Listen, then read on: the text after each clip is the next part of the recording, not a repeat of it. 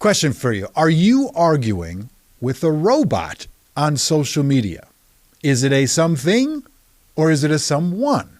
Well, the chances are, considering how many posts and comments these days are actually put out there by bots, that you might be arguing with a bot on social media. We looked into how much non-human traffic there actually is in the internet, where it's coming from, and why experts say it's getting worse.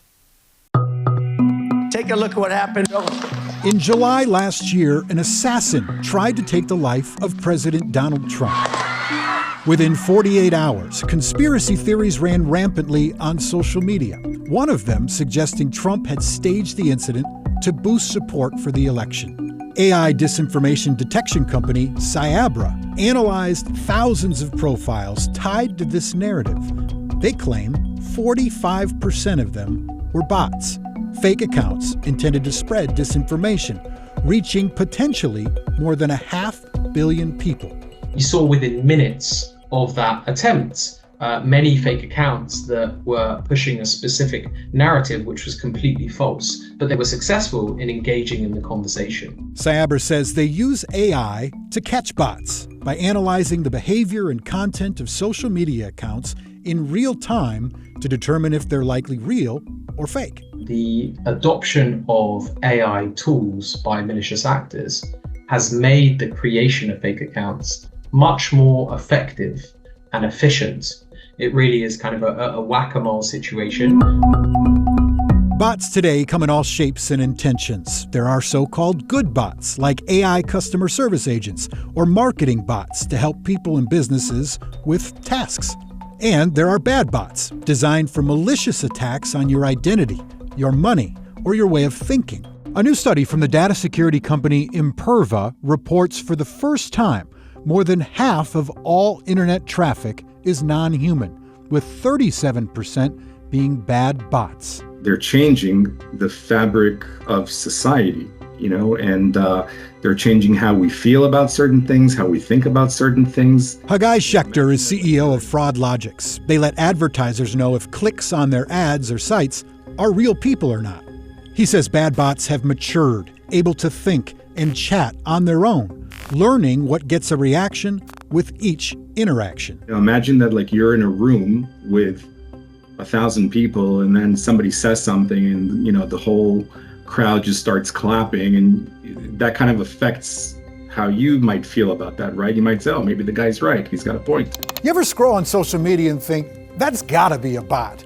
Well, we wanted to know what a bot looks like these days and just how many of these are out there. So we asked Cyabra if we could use their software to analyze a few KARE 11 posts that got a lot of comments. For this one, posted on X about the deportation of an immigrant convicted of fraud, Cyabra's analysis found 225 inauthentic accounts, meaning they have a high degree of confidence that 36% of all the comments on the post are bots. The report claims that most of these comments had a negative sentiment against the deportee. The report pointed out specific account examples. One named Anon White Dude 2 deleted the account when we reached out. And there are similarities between them all. Most have few followers, joined X recently, frequently have few or no original posts, but often comment or repost racist and politically charged far-right content. The problem for you and me, not even experts agree that these are bots. I think it's far more likely than not that a non-white guy is a real person living somewhere in Minnesota. But it's difficult for the average person to really tell for sure. Professor Darren Linville is co-director of the Media Forensics Hub at Clemson University. He believes Cyabra's bot estimates are inflated. It's absolutely in their benefit to overstate the problem. Cyabra says it stands by its numbers and its regular accuracy tests from third parties. Both experts, though, agree the problem is growing. Who is behind networks of bots? By far, the largest number of bots are created by various types of marketing companies. He also lists bots intended for fraud and political persuasion. Linville's research identified a network of bots during the 2024 election, creating more than 130,000 posts targeting 5 U.S. Senate races, 1 House race, and the presidential election. Is it illegal? It's not illegal. It's against platform policy. The simple act of creating a fake account and, engaging in political propaganda on either the left or right is perfectly legal. That is, unless the activity comes from foreign state actors. Then Linville says this activity breaks the law. If it wanted, could the leaders at X, Facebook, Instagram, TikTok, etc., stop all bots from being created on their platforms? Absolutely not. And they wouldn't want to. The platforms do create policies that encourage the existence of more accounts at the end of the day because it makes the platform look more popular. Interestingly, both Cyabra and Professor Linville were two of the people or companies that were hired by Elon Musk's legal team in 2021 to study just how many bots were actually on Twitter. This is before Musk bought Twitter and was considering buying it. Professor Linville estimated, based on the data he was given, about 18% of Twitter at the time were all bots. Cyabra estimated about 11% of Twitter back in 2021 were bots. Back to the main question, I asked Linville, okay, how many bots do you think in general then are on social media? And he said there is no way to get a very accurate estimate because the metadata on all these accounts is not publicly available. So perhaps the companies might be able to figure this out. But for the general public, that's not going to happen accurately.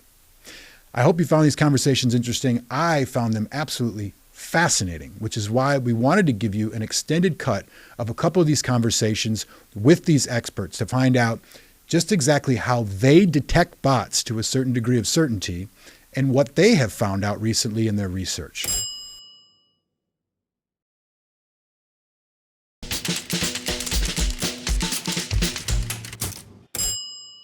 How much of internet traffic is non-human? So our data shows that roughly 1 in 4 internet users supposedly are non-human. It's bots that are visiting websites, clicking on things, filling out forms, seeing ads. So somewhere around 25%, and it varies depending on which country you're looking at, but as a whole, internet-wise, you're looking at roughly 1 in every 4 user is non-human. That Imperva study said that the U.S. was targeted by far more than any other country. Is that similar data that you have? Yeah. Why is that? Yeah, sure. So yes, it is the same. The reason being is, you always have to follow the money, right? So if it's in the advertising space, like a lot of bots are used to defraud advertisers because you could set up a fake website and then send fake traffic to your own fake site. And, more traffic, more ads show up, more revenue for the website owner. So a lot of these bad actors are just setting up these bogus websites and apps and driving this fake traffic. So why the US is a target? It's because the CPMs, basically the cost of the ads, are more expensive in the US than practically any other country. So if I'm a bad actor and I'm trying to get as much advertising dollars as possible, I'm going to target the US market because the US advertiser is going to pay me more than an advertiser in, a different country. So clicks equal money. We know that, and you can use bots to sort of cook the books on that. Yeah, that's right. How else are bots used, especially on social media? Sure. So, bots are used a lot for defrauding advertisers. They're also used for logging into accounts that aren't theirs, for, DDoS attacks. Maybe somebody's trying to log into bank accounts. So what they're doing is they're systematically trying it on thousands and tens of thousands of accounts at the same time until one cracks. On social media, it's very different, right? Because, typically bots are trying to steal money, but in the social media sense, they're really trying to steal your way of thinking, right? So they're changing the fabric of society, and they're changing how we feel about certain things, how we think about certain things. Imagine that like you're in a room with 1,000 people and then somebody says something and the whole crowd just starts clapping, and that kind of affects how you might feel about that, right? You might say, oh, maybe the guy's right, he's got a point. Or you say something and now you've got a room full of people that are booing you, but that room might have 999 fake accounts in it and there's only one real user. So it's really affecting on the social media side of things how people are thinking and feeling about some, really important things that are going on in the world. When it comes to bots, what do you see more? Misinformation or disinformation? Well, in the intention of disinformation campaigns, we often see bots heavily involved, and they are looking to push a specific narrative. And the success of that disinformation campaign really happens when real people get involved and they are duped or they amplify that. And that's when it reaches the most amount of people. But it would start from the malicious actor creating fake accounts, creating bots in order to push the false narrative. And when people are fooled or they believe it to be true and it's not, and they're actually spreading that misinformation. So that's really, I suppose it's a process, it's a kill chain, as they say in the cybersecurity world. What is the likelihood that your average conversation on social media, the comment chain, has a bot in it? Well, from Cyabra's research, we find that the average conversation about everyday topics could include roughly between 5 to 10% fake accounts. That also could include your good bots, but also includes a big proportion of fake accounts as well. And so that's kind of on an average basis. When we see things that are over 8, 9, 10%, that's really when there is heightened cause for alarm. You talk about the election in November in the United States. Is there any data you have on that, or what was happening sort of behind the scenes in the world of bots and disinformation and social media? Yeah, so when we're talking disinformation, elections tends to be the example that most people have an acceptance. That's when disinformation is taking place. It's actually not the case, but let's call elections the Super Bowl of disinformation, right? It happens not all the time. It's not a daily occurrence, but when it happens, it's a big event, and a lot of preparation goes into it by malicious actors who have created fake accounts months, sometimes years in advance in preparation. During an election cycle, particularly as we observed in the US last year, there were many fake accounts, many bot networks that were created in order to push narratives on a national scale.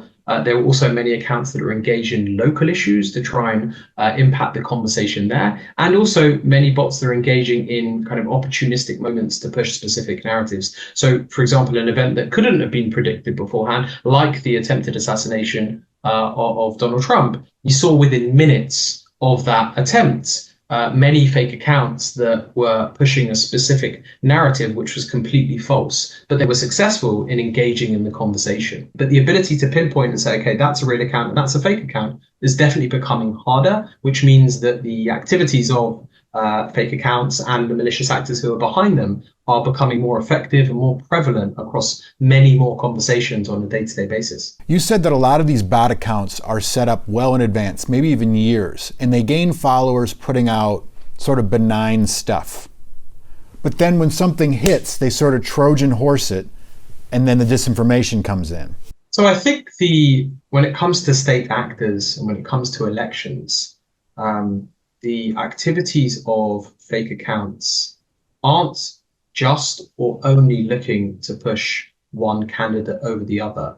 But it's important for people to be aware that an overriding objective of state actors is also to cause chaos and increase distrust and anger on public forums and social media. And so there's a perception that it's around one candidate, or they are supportive of one candidate or the other. But actually, and especially outside of election periods of time, we see a lot of fake accounts engaging in conversation. And when we're looking at what they're looking to spread and the conversations they're getting involved in, it's often just to inflame the conversation.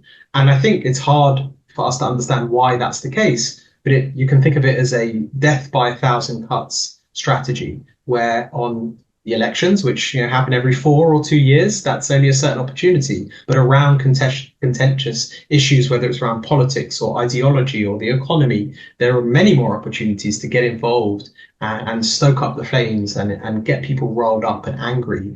And that's, I think, is what we're seeing increasingly. How do you guys find out bots?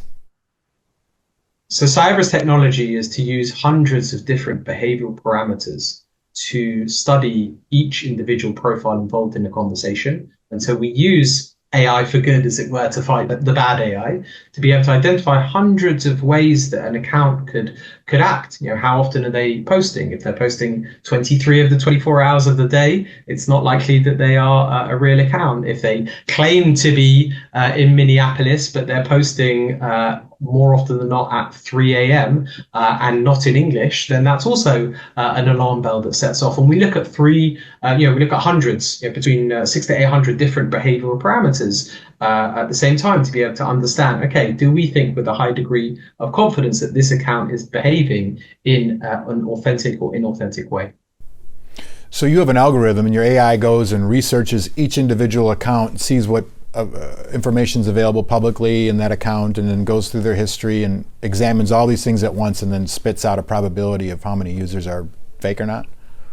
Yeah, and that takes place not just in real time, but once we're identified a conversation of what proportion is real and fake, we can also understand the behaviors. How are they, especially the fake accounts? If you want to understand what really is happening, we start to draw our focus on what are the fake accounts doing, because they're I suppose the online foot soldiers in the battle against disinformation. So we're really studying them to start with to understand how are they behaving. Are they coordinated? Are they acting in unison? Whether the way that the account was created, the way that they're behaving, the kind of content that they're putting out there. Sometimes we see hundreds of accounts within an hour just copying and pasting the exact same text, and they're putting out the exact same text, or even within a few minutes. And so how they're impacting, how they're behaving, but also how are they impacting the wider conversation? How are they engaging and having an impact on the you and the me in the conversation?